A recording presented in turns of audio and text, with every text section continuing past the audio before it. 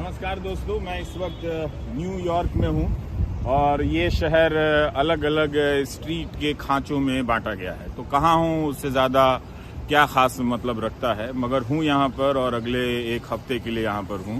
और बात यह है कि यहाँ भी आकर वहाँ से तो तार छूटता नहीं है। अब प्रधानमंत्री ने कह दिया कि रोज़ उन्हें 2-3 किलो गालियाँ पड़ती हैं जिससे वो पौष्टिक आहार में बदल देते हैं। दरअसल इसका मतलब मैं आपको बताता हूं कि पौष्टिक आहार से उनका क्या मतलब है। पौष्टिक आहार से उनका ये मतलब है कि कोई अगर उन्हें गाली देता है तो उसे जेल में डाल दिया जाता है। आप इससे जुड़ी तमाम खबरें अभी भी तुरंत सुनते हुए भी सर्च कर सकते हैं कि अतीत में, पिछले 8 साल की अतीत में कई राज्यों में कई लोगों को गाली देने या अपशब्द कहने या भड़ास या कुछ ज्यादा आलोचना कर देने के आरोप में जेल में डाल दिया गया। यहाँ तक कि जो आलोचना करते हैं, विपक्ष है, जो मानवाधिकार कार्यकर्ता हैं, जो सामाजिक कार्यकर्ता हैं, उनके यहाँ छापे पड़े और उन्हें भी जेल में डाला गया अलग अलग तरीकों से। तो पौष्टिक आहार का मतलब ये है कि जो उन्हें उनकी आलोचना करेगा या गाली देगा वो जेल जाएगा। दूसरी बात यह है कि वे लोकतंत्र में हैं। आलोचना को क्या वो गाली समझते हैं? उन्हें ये स्पष्ट करना चाहिए कि गाली से उनका क्या मतलब है। गाली और आलोचना में वो फर्क करते हैं या नहीं, या आलोचना को भी गाली समझते हैं?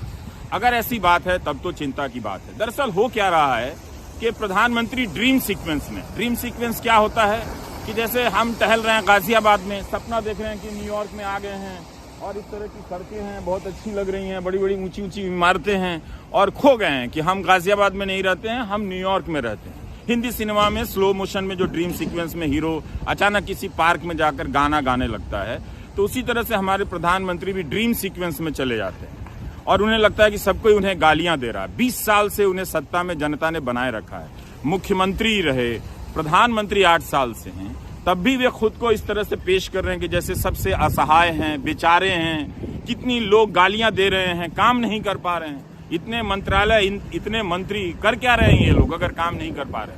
तो मैसेज ये है कि आप जनता जो अलग अलग सवालों को लेकर दुखी हैं, वो रोना बंद कर दें, क्योंकि आपके देश के प्रधानमंत्री ही खुद अपनी बात को लेकर रो रहे हैं। तो इतनी बातों को ध्यान में रखिए। उन्हें नए नए प्रकार के दुख हो रहे हैं। पिछली बार हमने आपको बताया भी था कि उन्हें फोटो दुख हो गया है। कहीं भी जाइए उनका फोटो नजर आता है, यहाँ भी दिख जाएगा उनका फोटो। और वो कहते हैं कि मैं चाहता तो विज्ञापनों में भी मेरी फोटो चमक सकती थी, ऐसा वो कह सकते हैं। तो उनकी बातों को समझना बहुत जरूरी है, इसलिए कि देश का बहुत नुकसान हो, और इस नुकसान को समझने की बौद्धिक क्षमता उन्होंने खत्म कर दी। जिस राजनेता के दौर में पूरी ट्रोल सेना अस्तित्व में आई, लिखकर गालियां दी जाने लगी और गालियों को लिखने के लिए नई नई वर्तनियों की खोज की गई, महिला पत्रकारों को गाली दिया गया, पत्रकारों को गाली दिया गया, वो प्रधानमंत्री खुद कह रहे हैं कि मुझे गालियां दी जाती हैं, 1-2 किलो गालियां दी जाती है जिसे पौष्टिक आहार में बदल देते हैं। तो फिर अब मैं अपनी बात कहां लेकर जाऊं कि मुझे कितनी गालियां दी जाती हैं? तो इसलिए इनकी बातों को अब जरा ध्यान से सुनिए, सोचिए, समझिए, नहीं तो कोई बात नहीं। न्यूयॉर्क का मजा लीजिए आप यहाँ पर। ये इस वक्त सुबह का समय है और सड़कें खाली हैं और कोई ट्रैफिक पुलिस वाला नहीं है, लेकिन फिर भी लोग अनुशासन में चल रहे हैं। तो ये अच्छी बात है, ये हमारे यहाँ भी अच्छी बात है। हमारे यहाँ भी बहुत सारे लोग इस तरह से बिना ट्रैफिक पुलिस के अनुशासन में चलते हैं। नमस्कार।